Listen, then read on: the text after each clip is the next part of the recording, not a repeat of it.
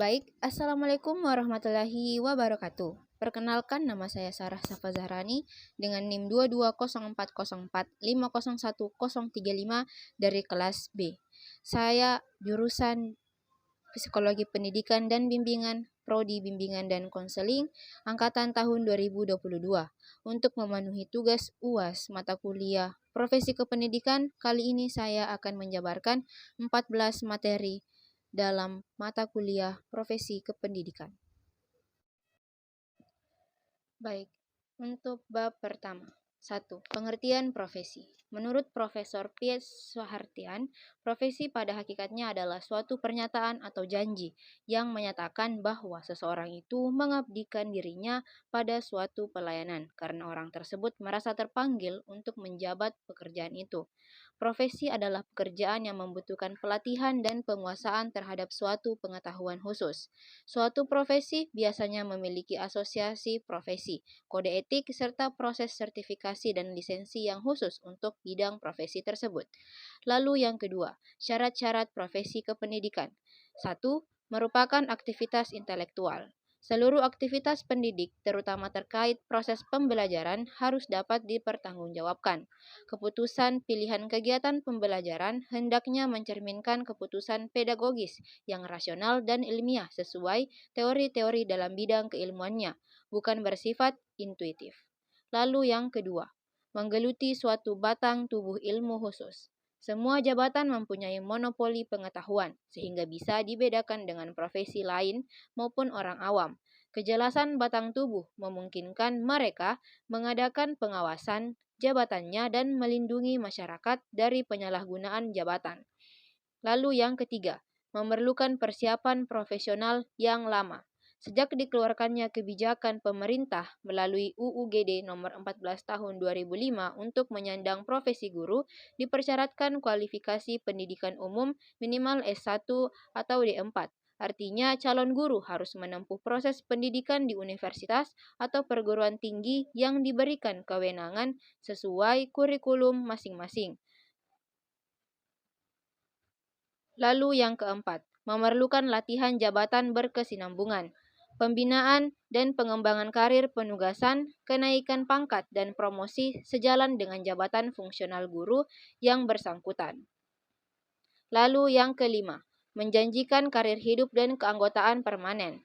Di Indonesia, guru merupakan bidang profesi dengan jumlah relatif besar, baik guru PNS maupun non-PNS.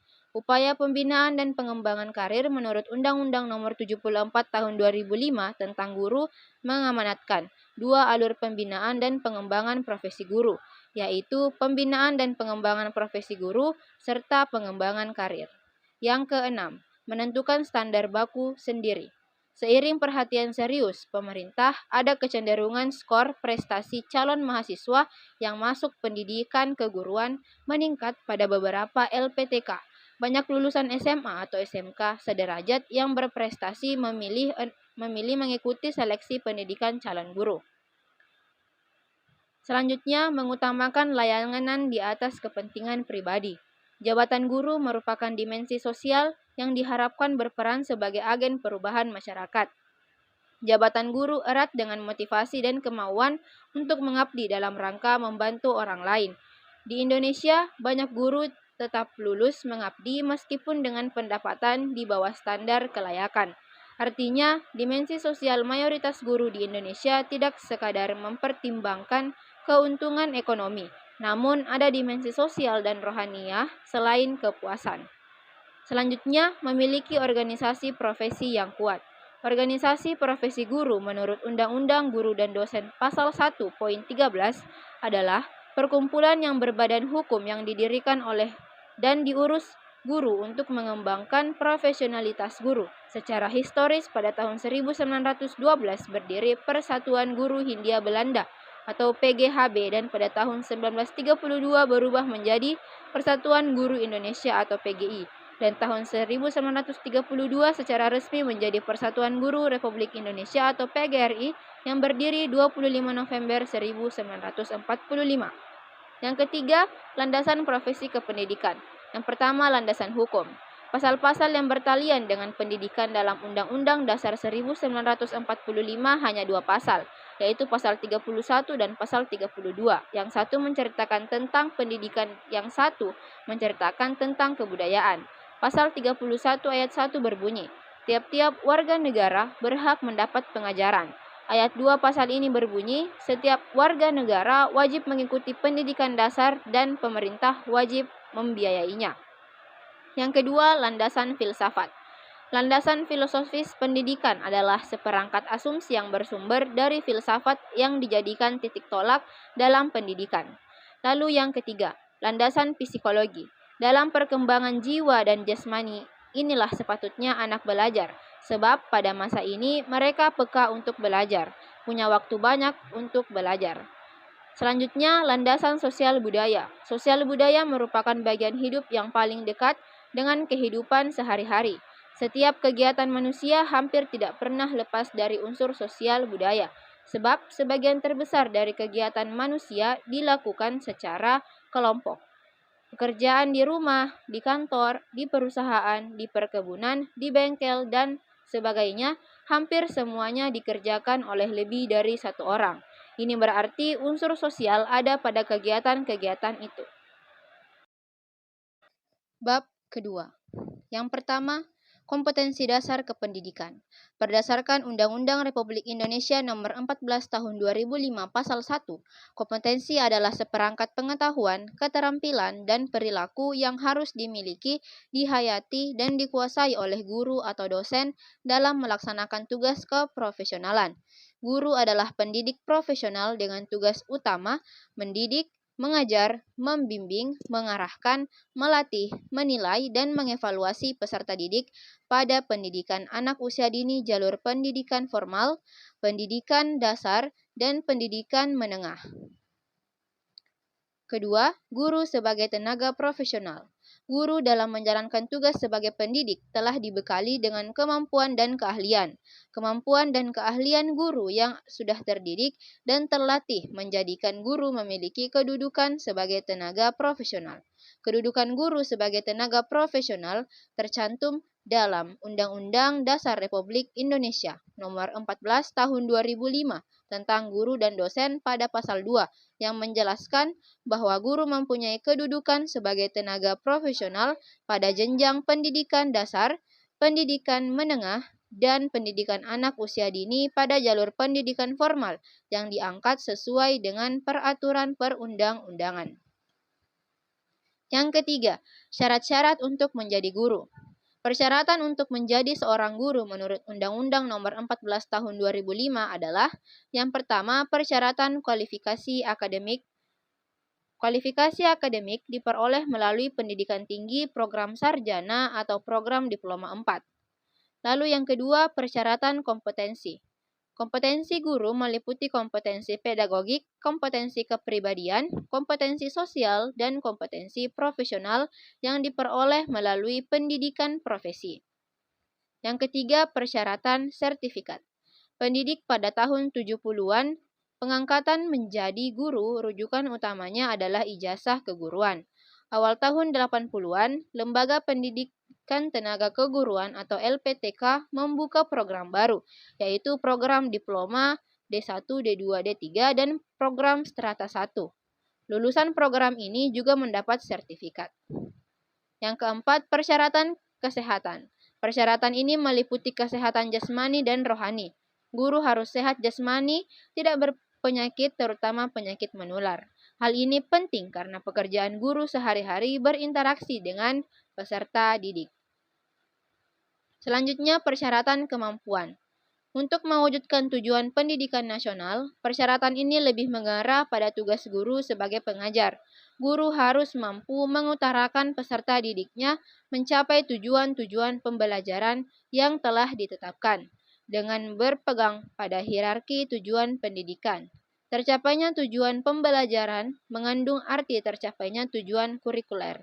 Tercapainya tujuan kurikuler mengandung arti tercapainya tujuan lembaga, dan tercapainya tujuan lembaga memiliki makna tercapainya tujuan pendidikan nasional. Yang keempat, kompetensi guru sebagai agen pembelajaran. Yang pertama, kompetensi pedagogik. Kompetensi ini merupakan kemampuan atau keterampilan guru dalam mengelola proses pembelajaran atau interaksi belajar mengajar dengan peserta didik. Lalu yang kedua, kompetensi kepribadian. Kompetensi kepribadian berkaitan dengan karakter guru dan wajib dimiliki agar menjadi teladan bagi para peserta didik. Selain itu, para guru juga harus mampu mendidik para muridnya agar membantu mereka memiliki kepribadian yang baik. Selanjutnya, kompetensi profesional. Kompetensi ini adalah kemampuan atau keterampilan yang harus dimiliki guru agar tugas-tugas perguruan dapat diselesaikan dengan baik dan benar. Keterampilan ini berkaitan dengan hal-hal teknis serta berkaitan langsung dengan kinerja guru. Yang terakhir, kompetensi sosial. Kompetensi ini merupakan kemampuan guru dalam berkomunikasi secara efektif dengan peserta didik, tenaga kependidikan, orang tua atau wali, peserta didik, dan masyarakat sekitar. Bab 3. Pertama, strategi kepala sekolah dalam meningkatkan mutu pendidikan. Upaya yang dilakukan oleh kepala sekolah mempunyai tujuan untuk mengembangkan mutu pendidikan di sekolah melalui kegiatan pelaksanaan program sekolah. Mutu pendidikan bersifat dinamis dan dapat ditelaah dari berbagai sudut pandang. Kesepakatan tentang konsep mutu dikembalikan pada acuan, rumusan atau rujukan yang ada, seperti kebijakan pendidikan, proses belajar mengajar, kurikulum, sarana dan prasarana, fasilitas pembelajaran, dan tenaga kependidikan sesuai dengan kesepakatan pihak-pihak yang berkepentingan. Mutu pendidikan tidak saja ditentukan oleh sekolah sebagai lembaga pengajaran, tetapi juga disesuaikan dengan apa yang menjadi pandangan dan harapan masyarakat yang cenderung selalu berkembang seiring dengan kemajuan zaman. Tingkat keprofesionalan kepala sekolah yang tinggi dapat dilihat dari upaya yang dilakukan di lingkungan sekolah. Upaya yang telah dilakukan, misalnya seperti kepala sekolah mampu menjadi contoh yang baik bagi guru dan peserta didik, melakukan studi banding untuk menambah wawasan guru-guru, lalu perubahan sarana dan prasarana sekolah dengan melihat perkembangan teknologi, dan menciptakan lingkungan belajar yang nyaman bagi peserta didik. Selanjutnya, kedua, peran guru dalam meningkatkan mutu pembelajaran di sekolah. Tenaga pengajar memiliki peran penting dalam meningkatkan hasil pembelajaran yang lebih baik di sekolah. Peran guru dalam meningkatkan mutu pembelajaran antara lain yang pertama sebagai informator. Guru merupakan sumber informasi utama di sekolah.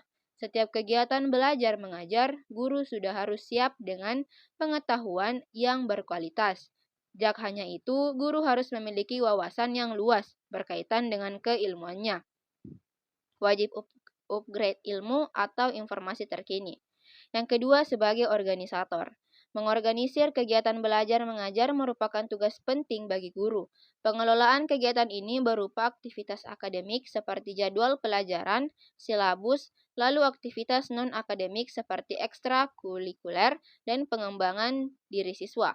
Guru juga harus bisa mengatur kegiatan eksternal seperti lomba-lomba yang diadakan dinas pendidikan atau pihak swasta, menyiapkan siswa-siswinya menghadapi kompetisi tersebut. Lalu yang ketiga, sebagai direktor atau pengarah. Guru merupakan teladan bagi siswa. Jiwa kepemimpinan siswa harus kuat untuk memberikan pengarahan. Lalu tanpa peran sebagai pengarah, guru tidak dapat menjadikan siswa-siswinya sesuai apa yang dicita-citakannya. Yang keempat, sebagai motivator. Karakter guru sangat mempengaruhi minat siswa dalam belajar. Siswa menyukai guru yang menyenangkan, tidak menekan, dan menjelaskan materi dengan metode yang mudah dipahami. Guru yang seperti itu akan meningkatkan minat belajar siswa. Mereka akan termotivasi dan berlomba-lomba menjadi yang terbaik. Yang kelima, sebagai inisiator. Pentingnya inisiatif bagi seorang pendidik adalah menemukan jalan yang lebih efektif dalam meningkatkan mutu pembelajaran. Menciptakan cara atau metode baru dalam proses belajar mengajar akan membukakan pintu baru untuk memperoleh hasil yang lebih maksimal. Guru dituntut untuk menjadi inisiator, menciptakan ide-ide baru dan memberikan contoh pada siswa-siswinya. Lalu yang keenam, sebagai mediator. Peningkatan mutu pembelajaran tak luput dari peran guru sebagai mediator. Ketika siswa mengalami kesulitan di tengah diskusi, guru wajib menjadikan dirinya mediator untuk mengarahkan peserta didiknya menemukan kesimpulan. Peran ini meningkatkan inisiatif siswa untuk menemukan jawaban tanpa diberitahu langsung. Selain itu, meningkatkan daya juang siswa dalam penyelesaian tugas.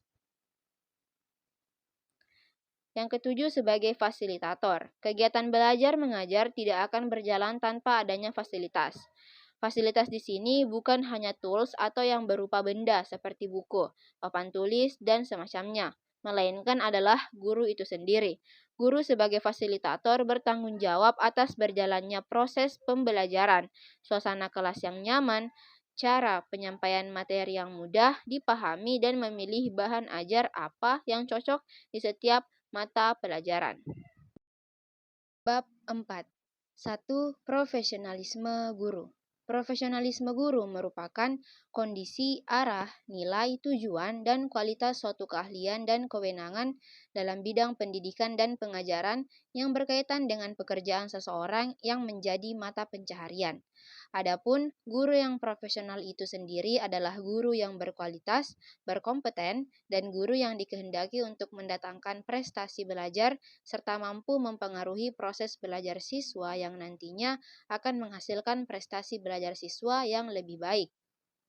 Yang kedua, peran guru profesional atau tenaga kependidikan adalah yang pertama, tenaga kependidikan sebagai pendidik dan pengajar, yakni tenaga kependidikan yang harus memiliki kestabilan emosi, ingin memajukan peserta didik, bersifat realistis, bersikap jujur dan terbuka, peka terhadap perkembangan, terutama inovasi pendidikan.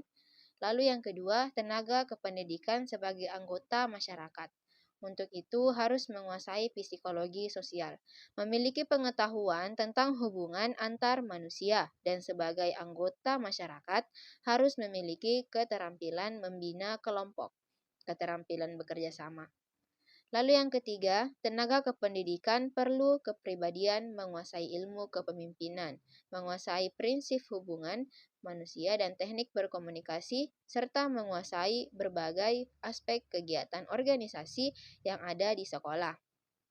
Yang keempat, tenaga kependidikan sebagai pengelola proses belajar harus menguasai dan mampu dalam berbagai metode mengajar dan harus mampu menguasai situasi belajar mengajar di dalam kelas maupun di luar kelas.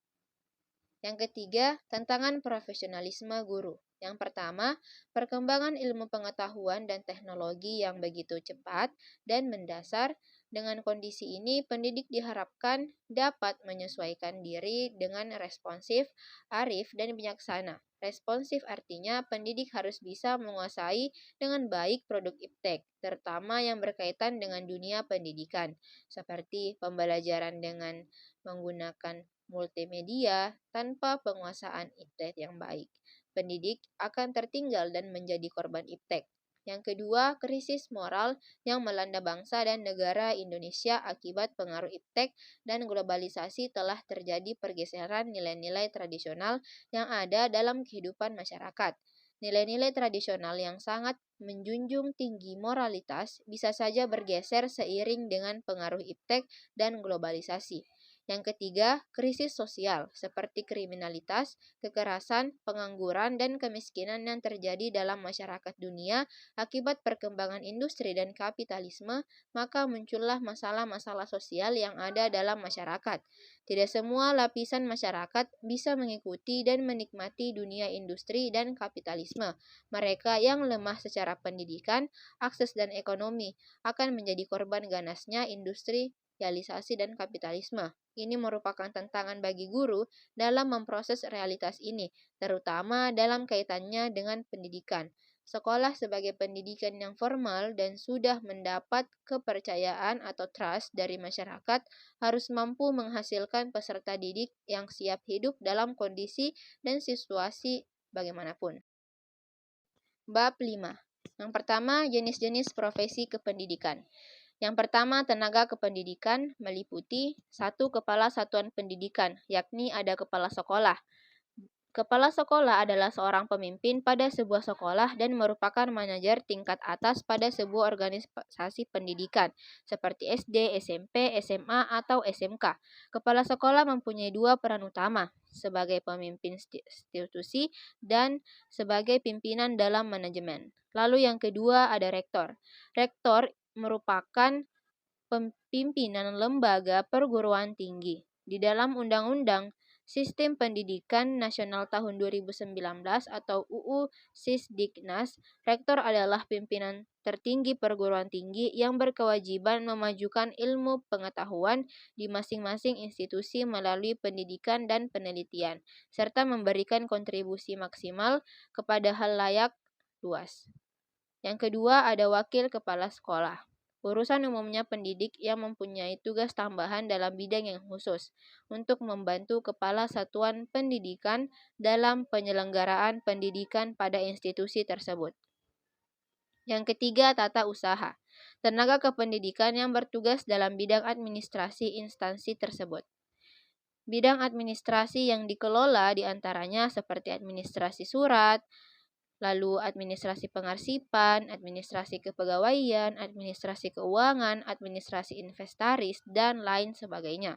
Yang keempat, laboran adalah petugas khusus yang bertanggung jawab terhadap alat dan bahan di laboratorium. Yang kelima, pustakawan, seorang yang bekerja di perpustakaan dan membantu orang menemukan buku, majalah, dan lain sebagainya. Yang keenam, pelatih ekstrakurikuler, individu yang bertugas melatih dan membantu perkembangan peserta didik sesuai dengan ekstrakurikulernya. Yang ketujuh, petugas keamanan, biasanya dilakukan oleh satpam yang bertugas menjaga sekolah.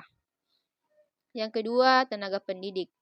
Yang pertama, guru. Menurut Undang-Undang Nomor 14 Tahun 2005, Tantangan Guru dan Dosen pada Bab 1 Pasal 1, guru adalah pendidik profesional dengan tugas utama mendidik, mengajar, membimbing, mengarahkan, melatih, dan menilai serta mengevaluasi peserta didik pada pendidikan anak usia dini jalur pendidikan formal, pendidikan dasar, dan pendidikan menengah.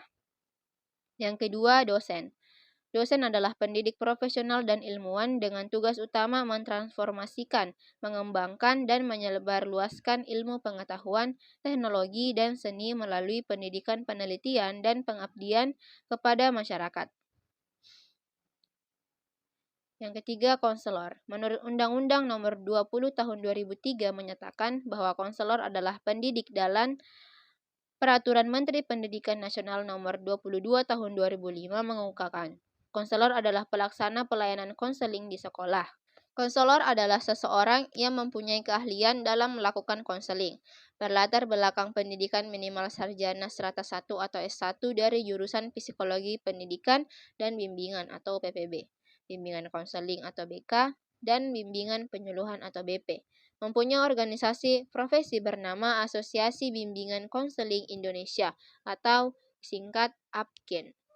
Selanjutnya ada yang dinamakan pamong belajar. Menurut Permen Pandan RB atau Peraturan Menteri Pendayagunaan dan Reformasi Birokrasi Nomor 15 Tahun 2012, pamong pelajar adalah pendidik dengan tugas utama melakukan kegiatan belajar mengajar, pengkajian program, dan pengembangan model pendidikan nonformal dan informal atau PNFI pada unit pelaksanaan teknik UPT atau unit pelaksanaan teknik daerah UPTD dan satuan PNFI. Pamong belajar merupakan jabatan karir yang hanya dapat diduduki oleh seseorang yang telah bertugas atau berstatus sebagai pegawai negeri sipil. PNFI sekarang berganti nama menjadi PAUD NI atau Pendidikan Anak Usia Dini Non-Formal dan Informal. Selanjutnya ada yang dinamakan Widyasara, pegawai negeri sipil atau PNS yang diangkat sebagai pejabat fungsional oleh pejabat yang berwenang dengan tugas, tanggung jawab, wewenang untuk mendidik, mengajar, dan atau melatih pegawai negeri sipil pada lembaga pendidikan dan pelatihan atau diklat pemerintah. Selanjutnya ada tutor, orang yang membelajarkan atau orang yang memfasilitasi proses pembelajaran di kelompok belajar, menurut Chairuddin Samosir. Tutor merupakan pembimbing dan pemotivasi peserta didik untuk mempelajari sendiri materi ajar yang tersaji dalam model pembelajarannya. Yang kedua, tugas dan tanggung jawab guru sebagai tenaga pendidik. Guru sebagai pengajar menekankan tugas merencanakan dan melaksanakan pengajaran. Dalam penugasan ini, guru dituntut untuk memiliki seperangkat pengetahuan dan keterampilan teknis mengajar di samping penguasaan pengetahuan atau mata pelajaran yang diajarkan. Tugas dan tanggung jawab guru sebagai pembimbing memberi tekanan kepada tugas, memberikan bantuan kepada siswa dalam memecahkan masalah yang dihadapinya. Tugas ini merupakan aspek mendidik sebab tidak hanya berkenaan dengan penyampaian ilmu, pengetahuan, namun juga menyangkut pembinaan kepribadian dan pembentukan nilai-nilai para siswa. Tugas dan tanggung jawab sebagai administrator kelas. Pada hakikatnya merupakan jalinan antara ketatalaksanaan bidang pengajaran dan ketatalaksanaan pada umumnya. Namun demikian, ketatalaksanaan bidang pengajaran jauh lebih menonjol dan lebih diutamakan pada profesi guru. Tanggung jawab untuk mengembangkan kurikulum mengandung makna bahwa guru dituntut untuk selalu mencari ide-ide baru untuk meningkatkan praktik mengajar, terutama dalam praktik mengajar. Tanggung jawab dalam hal ini adalah berusaha mempertahankan apa yang sudah ada dan memperbaiki metode pengajaran agar hasil belajar siswa dapat ditingkatkan. Tanggung jawab pengembangan profesi pada hakikatnya merupakan permintaan, panggilan untuk selalu mencintai, menghormati, memelihara, dan meningkatkan tugas dan tanggung jawab profesi. Guru dituntut untuk senantiasa meningkatkan pengetahuan dan keterampilannya dalam melaksanakan tugas profesionalnya.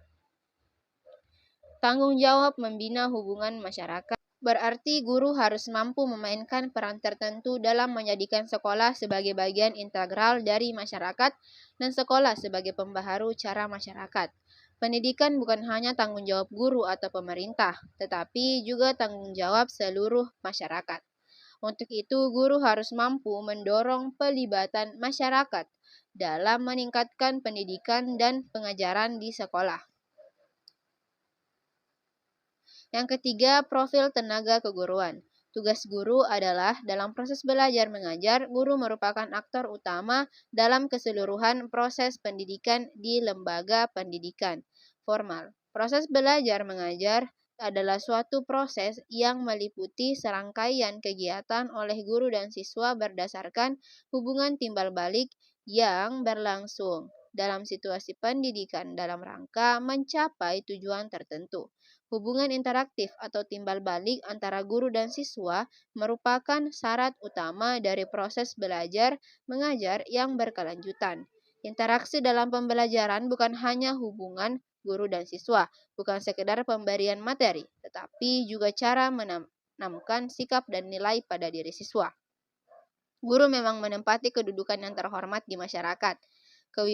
Kewibawaanlah yang menyebabkan guru dihormati, sehingga masyarakat tidak meragukan figur guru. Masyarakat yakin bahwa gurulah yang dapat mendidik anak-anaknya agar menjadi orang yang berkepribadian mulia. Peran guru adalah sebagai pendidik, sebagai pengajar, sebagai pembimbing, sebagai teladan, dan sebagai informator dan motivator. Bab 6. Yang pertama, etika profesi pendidikan. Secara etimologis, kata etika berasal dari bahasa Yunani, ethos, yang artinya adat kebiasaan atau watak, kesusilaan. Etika adalah hal baik erat dengan moral. Istilah bahasa Latin yaitu mos, atau dalam bentuk jamaknya adat istiadat, yang artinya adat kebiasaan atau cara hidup seseorang dengan hal-hal yang baik dan menghindari perbuatan yang buruk. Profesi adalah pekerjaan yang dilakukan sebagai kegiatan pokok untuk menghasilkan nafkah dan mengendalikan suatu keahlian atau jabatan yang memiliki fungsi dan signifikan sosial. Yang menentukan keterampilan dengan keahlian tertentu memerlukan tingkat pendidikan tinggi dengan waktu yang lama. Pendidikan adalah usaha yang sadar dan terencana untuk mewujudkan suasana belajar dan proses pembelajaran agar peserta didik secara aktif mengembangkan potensi dirinya untuk memiliki kekuatan spiritual, keagamaan, pengendalian diri, kepribadian, kecerdasan akhlak, serta keterampilan yang diperlukan dirinya dan masyarakat. Guru sebagai pendidik profesional memiliki citra yang baik di masyarakat apabila dapat menunjukkan kepada masyarakat bahwa ia layak menjadi panutan atau teladan.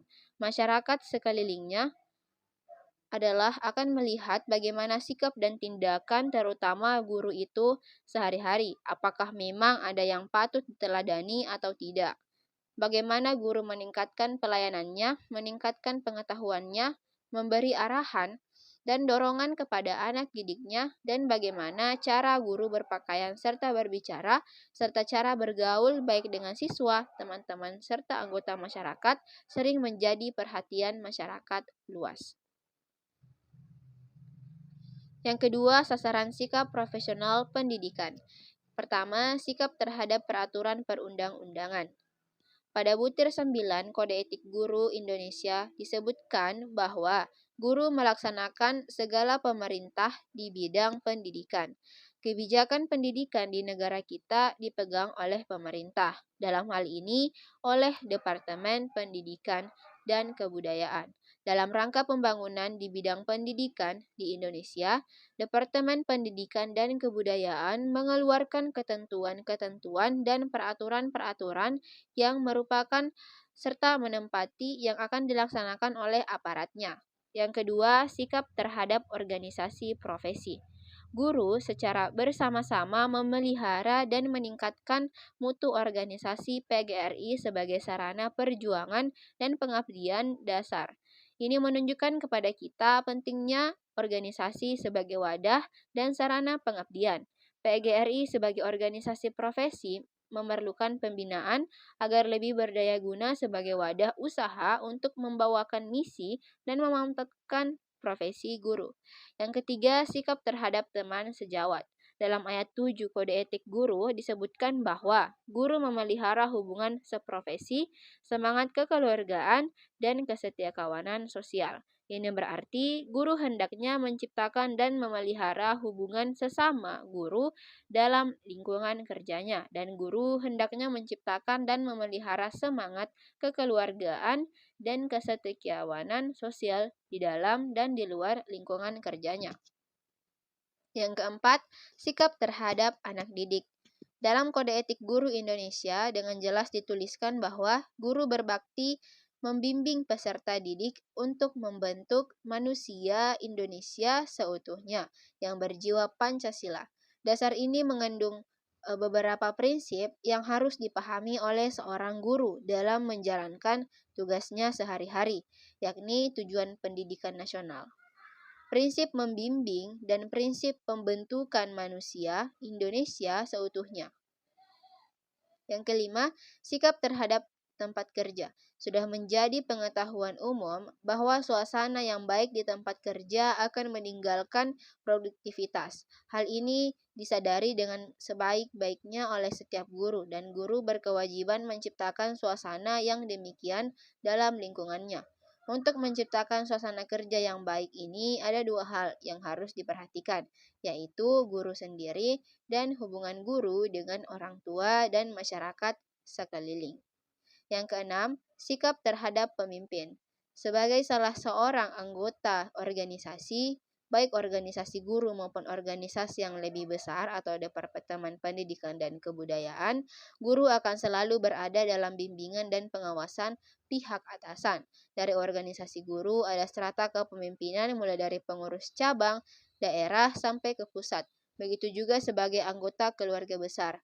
Depdikbud ada pembagian pengawasan mulai dari kepala sekolah, kakandep, dan seterusnya sampai ke Menteri Pendidikan dan Kebudayaan. Yang ketujuh, sikap terhadap pekerjaan. Profesi guru berhubungan dengan anak didik yang secara alami mempunyai persamaan dan perbedaan. Tugas melayani orang yang beragam sangat memerlukan kesabaran dan ketelatenan yang tinggi, terutama bila berhubungan dengan peserta didik yang masih kecil. Yang ketiga, peran guru dalam profesi pendidikan. Yang pertama, fasilitator. Guru pintar harus mampu memfasilitasi pembelajaran supaya seluruh siswa dapat terlibat secara aktif. Guru pintar harus dapat memfasilitasi pembelajaran para siswa untuk bisa mendapatkan pengalaman yang autentik. Hal ini sesuai dengan falsafah pendidikan di era 4.0 yang lebih mengedepankan student center. Dengan fasilitator yang baik, siswa akan menjadi aktif dalam belajar dan dapat menggali semua potensi besar yang mereka miliki. Yang kedua, motivator. Dalam proses belajar mengajar, tak jarang siswa mengalami kesulitan atau kendala dalam belajar. Guru pintar harus dapat mengambil peran sebagai pemberi semangat pada siswa, supaya selalu kuat menghadapi tantangan yang ada di depan mata dan tidak mudah menyerah atau putus asa. Yang ketiga, inspirator. Guru tidak cukup hanya sekedar jadi panutan dan dapat diteladani segala tindak tanduknya. Guru pintar juga harus dapat menjadi inspirasi bagi siswa, sehingga mereka senantiasa tergerak untuk berkarya, bersemangat dalam mencapai cita-cita, dan juga berkontribusi positif di dalam masyarakat. Yang keempat, mentor. Guru pintar sepatutnya dapat menjadi rekan belajar para siswa. Guru pintar harus dapat memberikan arahan dan bimbingan kepada siswa, bukannya bersikap otoriter dan selalu mendikte siswa untuk melakukan keinginannya. Yang kelima, pemantik imajinasi dan kreativitas siswa. Pada pendidikan di era 4.0, pembelajaran seharusnya tidak boleh kaku dan hanya berpusat pada guru. Guru dituntut harus pintar untuk mendapatkan desain pembelajaran yang menyenangkan dan sekaligus kreatif. Yang keenam, pembentukan nilai karakter dan kerja tim. Lalu, kolaborasi merupakan salah satu keterampilan abad 21 yang harus dikuasai siswa. Guru pintar harus melatih siswa untuk mampu berkolaborasi dengan orang lain dan juga menanamkan nilai-nilai karakter yang positif pada siswa. Yang ketujuh, empati sosial. Guru pintar sebagai entitas sosial harus bisa menunjukkan rasa empati pada tiap-tiap siswa. Hal ini merupakan salah satu hal yang tidak akan dapat dilakukan oleh mesin atau robot. Empati guru juga merupakan bentuk penghargaan terhadap sisi kemanusiaan tiap siswa. Yang keempat, pengembangan etika profesi kependidikan. Yang pertama, pengembangan sikap selama pendidikan prajabatan. Dalam pendidikan prajabatan, calon guru dididik dalam berbagai pengetahuan, sikap, dan keterampilan yang diperlukan dalam pekerjaannya nanti. Karena tugasnya yang bersifat unik, guru selalu menjadi panutan bagi siswanya dan bahkan bagi masyarakat sekelilingnya. Oleh sebab itu, bagaimana guru bersikap terhadap pekerjaan dan jabatannya selalu menjadi perhatian siswa dan masyarakat. Yang kedua, pengembangan sikap selama dalam jabatan. Pengembangan sikap profesional tidak berhenti apabila calon guru selesai mendapatkan pendidikan prajabatan. Banyak usaha yang dapat dilakukan dalam rangka peningkatan sikap, peningkatan profesional keguruan dalam masa pengabdiannya sebagai guru. Bab 7. 1. Teknologi pembelajaran. Teknologi pendidikan memandang sebagai suatu masalah yang harus dihadapi secara rasional dengan menerapkan metode pemecahan masalah. Di samping itu, perkembangan teknologi pendidikan didukung oleh perkembangan yang pesat dalam media komunikasi, seperti radio, televisi, internet, dan yang dapat dimanfaatkan bagi tujuan interaksional. Yang kedua, penerapan teknologi. Penerapan teknologi pembelajaran yang baru akan membawa perubahan besar yang berpengaruh terhadap administrasi dan fasilitas sekolah, metode pembelajaran, serta penerapan guru dan siswa. Agar teknologi pembelajaran yang baru tersebut dapat dimanfaatkan secara optimal, diperlukan suatu profesi yang baru yang berperan dalam pengelolaan dan penyusunan desain, implementasi, dan evaluasi program pendidikan secara penuh. Teknologi merupakan bagian integral dalam setiap budaya, Makin maju suatu budaya, makin banyak dan makin canggih teknologi yang digunakan.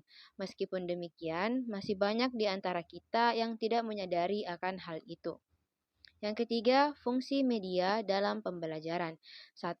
Memberikan pengetahuan tentang tujuan belajar. 2. Memotivasi siswa. Yang ketiga, menyajikan informasi. 4. Merangsang diskusi. 5. Mengarahkan kegiatan siswa. 6. Melaksanakan latihan dan ulangan. 7. Menguatkan belajar. 8. Memberikan pengalaman simulasi. 4. Manfaat media dalam pembelajaran. 1. Penyampaian materi dapat diseragamkan. 2. Proses pembelajaran menjadi lebih menarik. 3. Proses belajar siswa menjadi lebih interaktif. 4. Jumlah waktu belajar mengajar dapat dikurangi.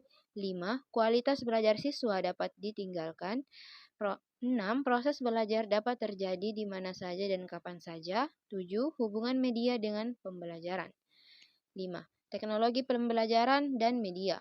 Alat-alat teknologi pendidikan dapat mengubah peranan guru. Di samping guru, timbul sumber-sumber pelajaran lainnya. Namun, peranan guru tidak akan dapat ditiadakan dan akan selalu diperlukan. Mengawinkan teknologi dengan pendidikan dapat mengejutkan profesi guru, sebab teknologi dapat diasosiasikan dengan mesin yang dapat menimbulkan bahaya. Dehumanisasi pendidikan, yaitu pendidikan yang mekanikal, yang serba mesin, yang menghilangkan unsur murid dan antara murid dengan murid dalam pelajaran biasa. Yang keenam, hubungan pembelajaran dengan media. Pemanfaatan media komunikasi telah berkembang cukup lama di negara-negara maju. Yang dimaksudkan dengan pemanfaatan media ini ialah media elektronika dan fotografi. Jadi, radio, film, televisi, bahkan komputer untuk pembelajaran terprogram. Di negara-negara maju lainnya, misalnya Jepang, orang menggunakan televisi atau siaran televisi terbatas. 7. Teknologi pendidikan dan guru. Alat-alat teknologi pendidikan dapat mengubah peranan guru. Di samping guru, timbul sumber-sumber pelajaran lainnya. Namun, peranan guru tidak akan dapat ditiadakan dan akan selalu diperlukan. Menggabungkan teknologi dengan pendidikan dapat mengejutkan profesi guru, sebab teknologi dapat diasosiasikan dengan mesin, yang dapat menimbulkan bahaya dehumanisasi pendidikan, yaitu pendidikan yang mekanikal, yang serba mesin, yang menghilangkan unsur murid dan antara murid dengan murid dalam pelajaran biasa. Bab 8. 1. Landasan profesi kependidikan. Yang pertama ada Pancasila. Pasal 2 Undang-Undang Nomor 2 Tahun 1989 menetapkan bahwa pendidikan nasional berdasarkan Pancasila dan Undang-Undang Dasar 1945. Rincian selanjutnya tentang hal itu tercantum dalam penjelasan Undang-Undang RI Nomor 2 Tahun 1989 yang menyatakan bahwa pembangunan nasional termasuk di bidang pendidikan adalah pengalaman Pancasila, dan untuk itu pendidikan nasional mengusahakan, antara lain, pendirian manusia, Pancasila sebagai manusia pembangunan yang tinggi kualitasnya dan mampu mandiri. Sedangkan ketetapan MPR RI Nomor 2 MPR tahun 1978 tentang P4 menegaskan pula bahwa Pancasila itu adalah jiwa seluruh rakyat Indonesia, kepribadian bangsa Indonesia, pandangan hidup bangsa Indonesia, dan dasar negara Republik Indonesia. Pancasila sebagai sumber dari segala gagasan mengenai wujud manusia dan masyarakat yang dianggap baik. Lalu yang kedua, Undang-Undang Dasar 1945 dalam bab 1 pasal 1 mengenai ketentuan umum Undang-Undang Republik Indonesia bab 7 pasal 27. Yang kedua, prinsip profesi kependidikan. Menurut Undang-Undang Pasal 7 Nomor 14 Tahun 2005 tentang guru dan dosen, prinsip-prinsip profesi guru yang pertama memiliki bakat, minat, panggilan jiwa, dan idealisme. Kedua, memiliki komitmen untuk meningkatkan mutu pendidikan, keimanan, ketakwaan, dan akhlak mulia. 3. Memiliki kualifikasi akademik dan latar belakang pendidikan sesuai dengan bidang tugas. Keempat, memiliki kompetensi yang diperlukan sesuai bidang tugas. Yang kelima, memiliki tanggung jawab atas pelaksanaan tugas keprofesionalan. Yang keenam, memperoleh penghasilan yang ditentukan sesuai prestasi kerja. Yang ketujuh, memiliki kesempatan mengembangkan keprofesionalan secara berkelanjutan dengan belajar sepanjang hayat. Ketiga, teori tentang profesi kependidikan. Yang pertama, Graham Setham G.E. Sivers menerangkan definisi profesi adalah a vocation or calling, especially one that involves some branch of advanced learning or science. Sebuah panggilan atau panggilan terutama yang melibatkan beberapa cabang belajar, lanjut atau ilmu pengetahuan. Suatu pekerjaan atau panggilan yang membutuhkan pelatihan seperti dalam hukum, teologi, dan ilmu. Kata profesi menjadi semakin populer, menyebabkan meningkatnya permintaan akan keterampilan profesional di tempat kerja. Apapun bentuk dan jenis pekerjaannya, kompetensi profesional sudah menjadi kebutuhan pribadi. Yang kedua, menurut Yahya 2013, tenaga kependidikan yang profesional adalah pekerjaan yang dilakukan oleh seseorang yang terlibat dalam proses penyelenggaraan pendidikan yang dapat diciptakan dan dilaksanakan dengan keterampilan, kompetensi, dan kemampuan-kemampuan tertentu dan berdasarkan standar yang berlaku. 3. Menurut Daniel Bell tahun 1973, profesi adalah aktivitas intelektual yang dipelajari termasuk pelatihan yang diselenggarakan secara formal ataupun tidak formal dan memperoleh sertifikat yang dikeluarkan oleh sekelompok atau badan yang bertanggung jawab pada keilmuan tersebut. Dalam melayani masyarakat, menggunakan etika layanan profesi dengan mengimplikasikan kompetensi, mencetuskan ide, kewenangan keterampilan teknis, dan moral, serta bahwa perawat mengasumsikan adanya tingkatan dalam masyarakat.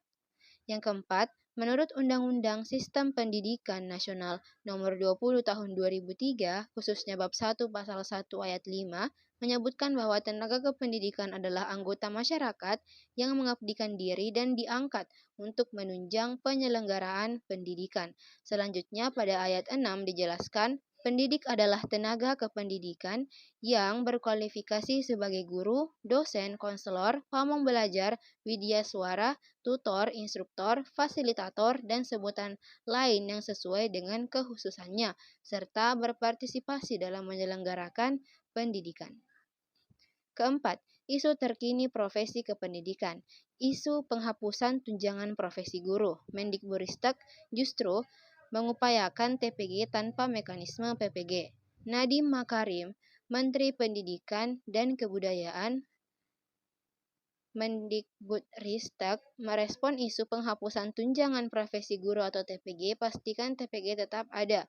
Mendikbudristek pastikan tunjangan profesi guru tetap ada dan tidak akan pernah dihapus. Menurutnya penghapusan TPG sama saja bunuh diri terhadap pendidikan nasional. Justru pemerintah saat ini sedang berupaya memangkas birokrasi dalam pemberian tunjangan profesi guru. Bab 9. 1.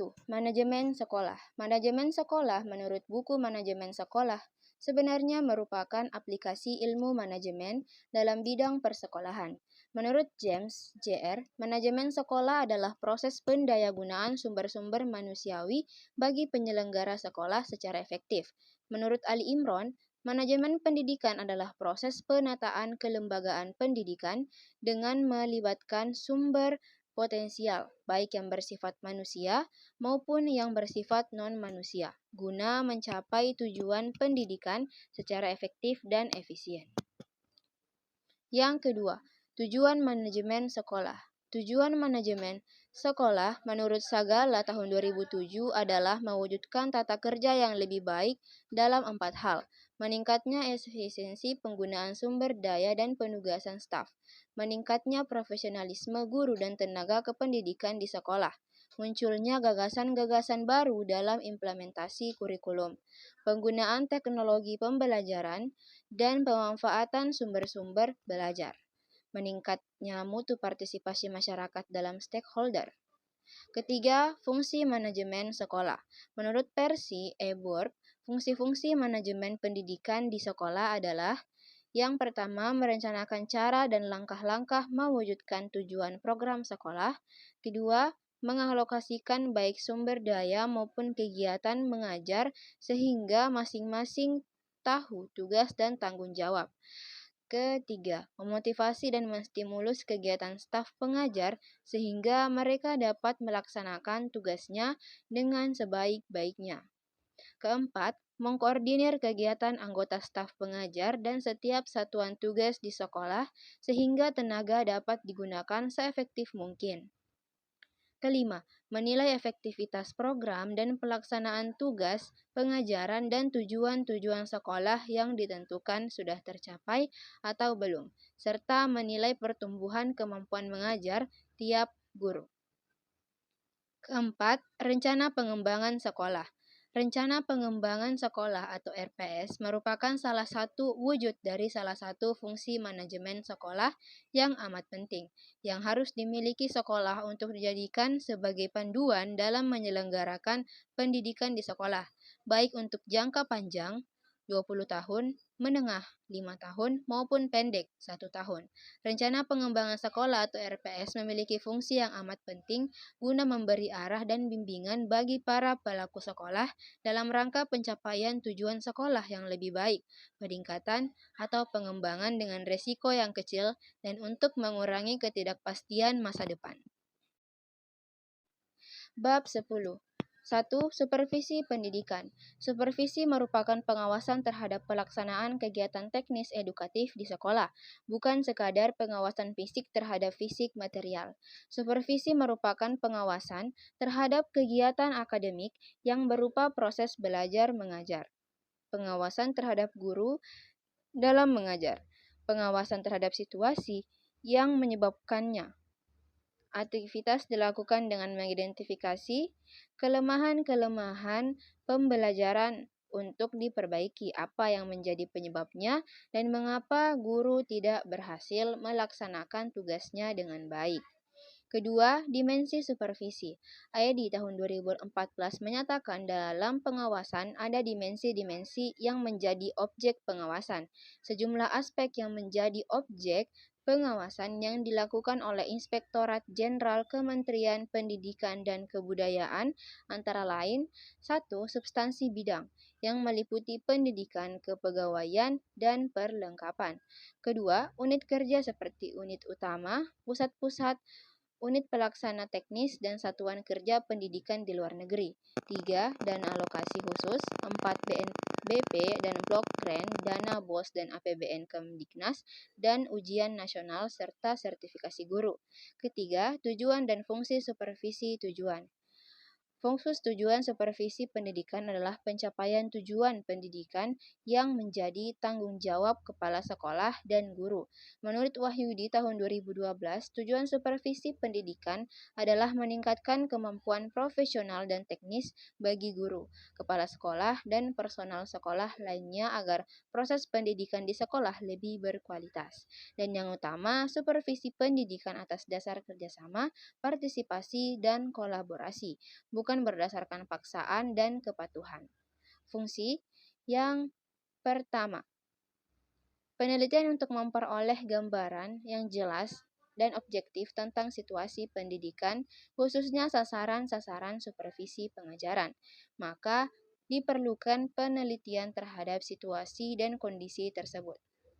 Penelitian di sini dimaksudkan untuk melihat seluruh situasi proses belajar mengajar guna menemukan masalah-masalah atau kekurangan baik pada guru, siswa, perlengkapan, kurikulum, tujuan pengajaran, metode mengajar, maupun perangkat lain di sekitar keadaan proses belajar mengajar.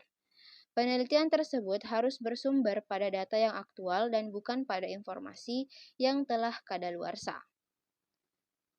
Yang kedua, fungsi penilaian. Kegiatan penilaian ini dimaksudkan untuk mengetahui faktor-faktor yang mempengaruhi situasi dan kondisi pendidikan serta pengajaran yang telah diteliti sebelumnya. Kemudian dievaluasi untuk melihat bagaimana tingkat kualitas pendidikan itu di sekolah. Apakah menggembirakan atau memprihatinkan, mengalami kemajuan atau kemunduran. Ketiga, fungsi perbaikan. Setelah diadakannya suatu penilaian terhadap aspek pengajaran, maka yang selanjutnya dilakukan adalah memperbaiki aspek-aspek negatif yang timbul. Memperkenalkan cara baru sebagai upaya perbaikan dan peningkatan. Hal ini dapat berupa lokakarya, seminar, simulasi, dan cara lain yang dipandang efektif. Keempat, fungsi peningkatan. Meningkatkan atau mengembangkan aspek-aspek positif agar lebih baik lagi dan menghilangkan aspek negatif yang ada, sehingga aspek negatif yang ditimbulkan diubah menjadi aspek positif dan aspek positif dikembangkan lagi sehingga menjadi lebih baik. Kegiatan ini dimaksudkan untuk menstimulasi, mengarahkan, memberi semangat agar guru mau menerapkan cara baru, termasuk dalam hal ini membantu guru dalam memecahkan kesulitan dalam menggunakan cara-cara baru tersebut. Yang keempat, sasaran supervisi.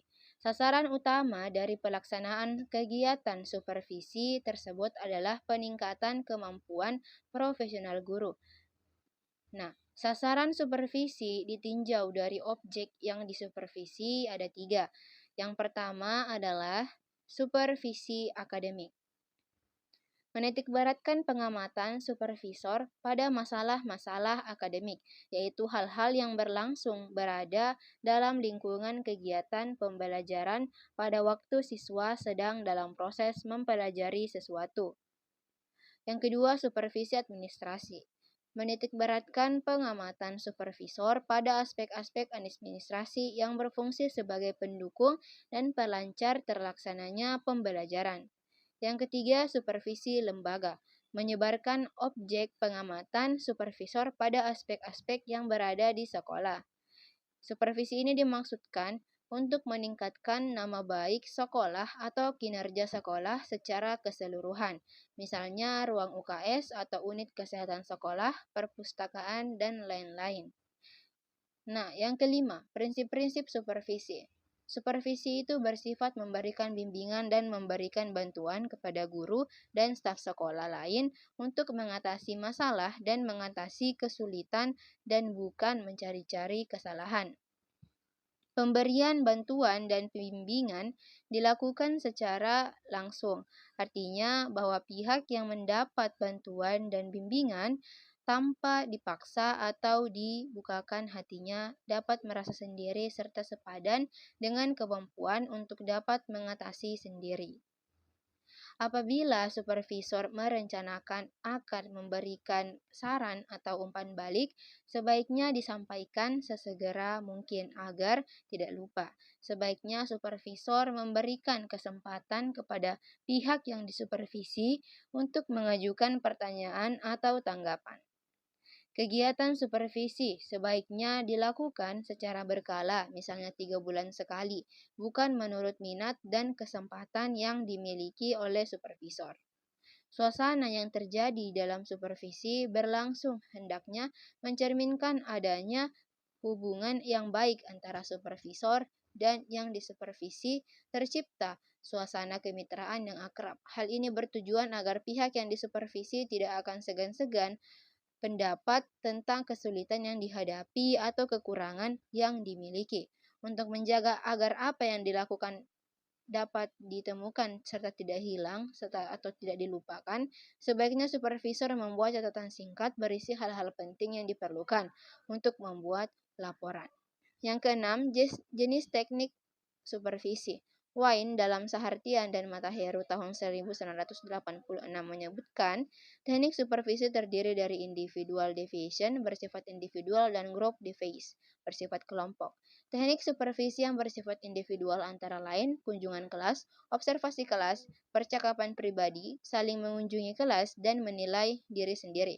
Sedangkan teknik yang bersifat kelompok diantaranya adalah panel of forum discussion, kurikulum, laboratory reading, demonstration teaching, professional libraries, supervisory bulletin, teacher meeting, professional organization, workshop of group work. Bab 11. 1. Organisasi profesi pendidik. Organisasi menurut Stoner adalah suatu pola hubungan-hubungan yang melalui mana orang-orang di bawah pengerahan manajer mengejar tujuan bersama. Pasal 41 ayat 1 berbunyi, guru membentuk organisasi profesi yang bersifat independen. Guru organisasi yang dimaksud adalah organisasi yang diizinkan dan disahkan oleh pemerintah. Anggotanya para orang yang memiliki profesi sebagai guru. Contohnya seperti PGRI.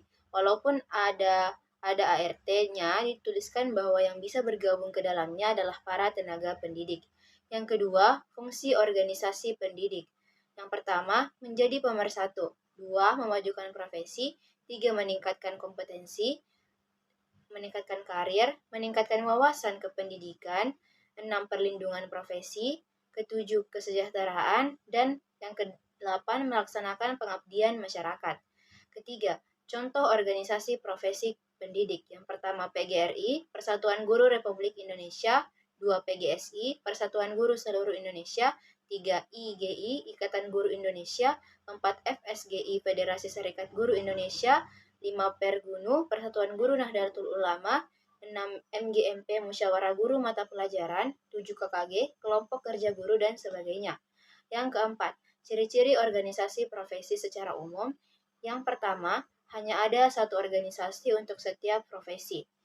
Yang kedua, ikatan ulama para anggota adalah kebanggaan dan kehormatan. Ketiga, tujuan utama adalah menjaga martabat dan kehormatan profesi. Yang keempat, kedudukan dan hubungan antara anggota bersifat persaudaraan. 5. Memiliki sifat kepemimpinan kolektif. 6. Mekanisme pengambilan keputusan atas dasar kesepakatan. Bab 12. 1. Bimbingan dan konseling. Pengertian dari bimbingan dan konseling atau yang sering sekali disingkat menjadi BK adalah serangkaian aktivitas yang berupa bantuan yang dilakukan oleh seorang ahli pada konseling secara tatap muka, baik itu secara individu maupun kelompok, dengan memberikan pengetahuan tambahan.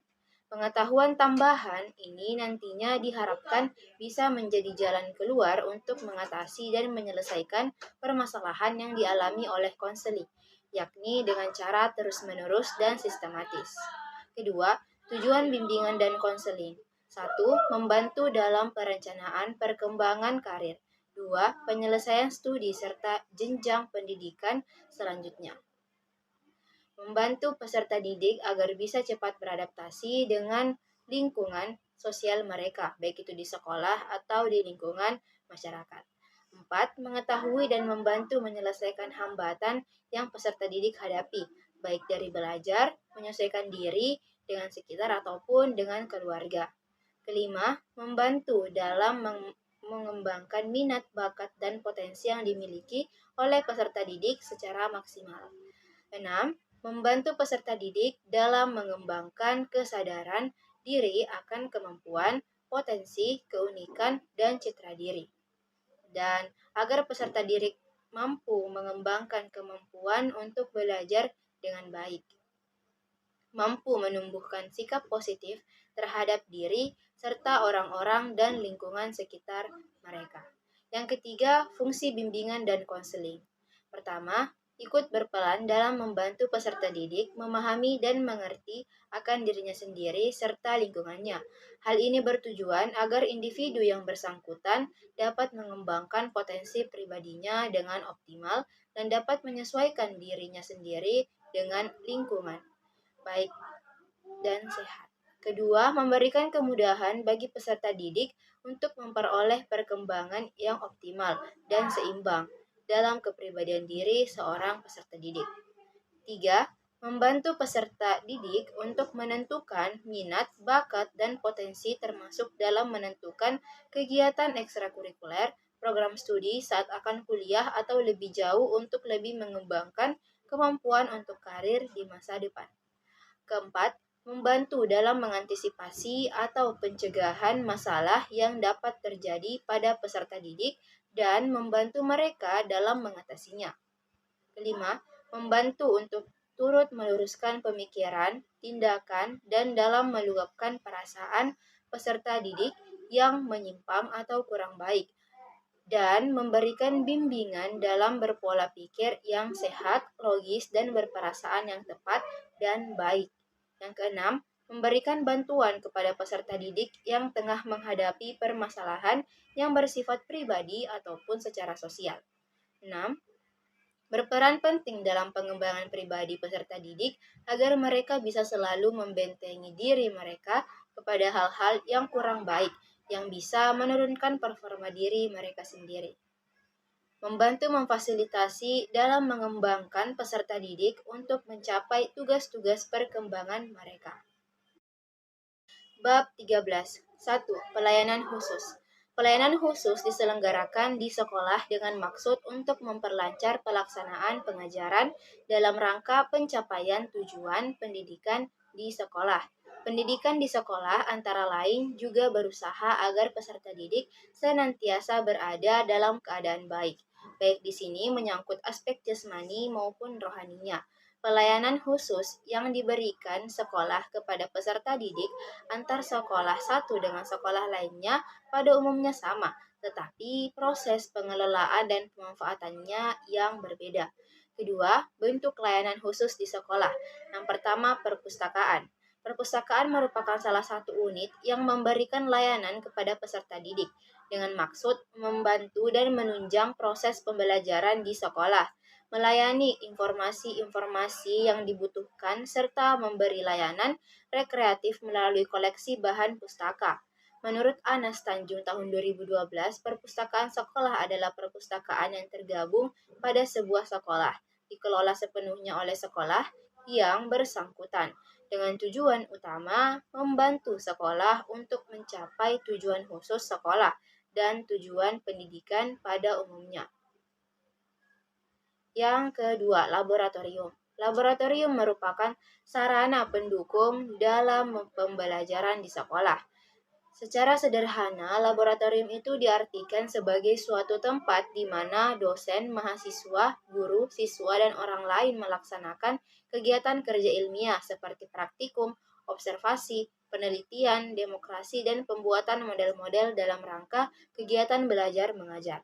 Ketiga, UKS atau Usaha Kesehatan Sekolah.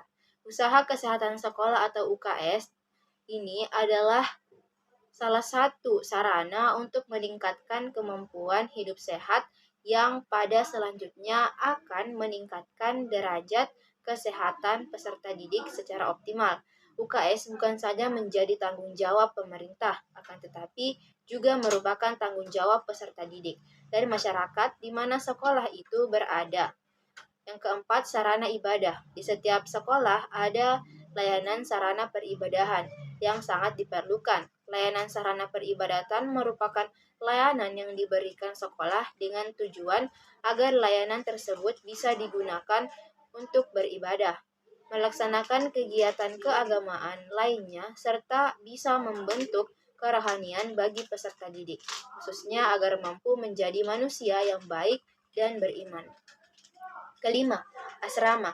Bagi para peserta didik, khususnya jenjang pendidikan menengah dan pendidikan tinggi, terutama bagi mereka yang bertempat tinggal jauh dari sekolah, diperlukan sarana asrama. Selain bermanfaat untuk peserta didik, asrama juga bermanfaat bagi para pendidik dan petugas asrama tersebut. Yang keenam, koperasi. Koperasi berasal dari dua kata yakni co dan operation, yang berarti kerjasama untuk mencapai tujuan.